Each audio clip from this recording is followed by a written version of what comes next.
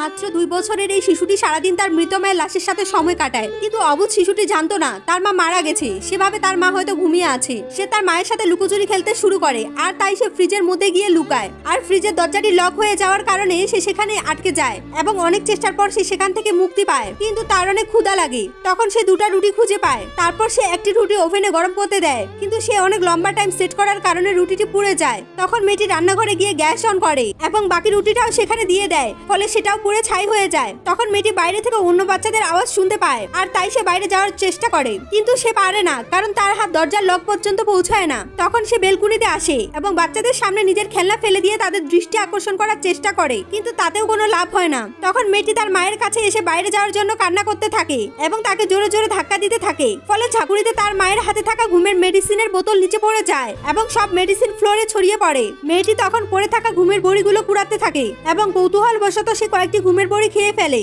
আর তারপর তার সাথে কি হয় তা জানতে হলে পার্ট 2 লিখে কমেন্টস করুন এবং ভিডিওটি ভালো লাগলে প্লিজ সাবস্ক্রাইব।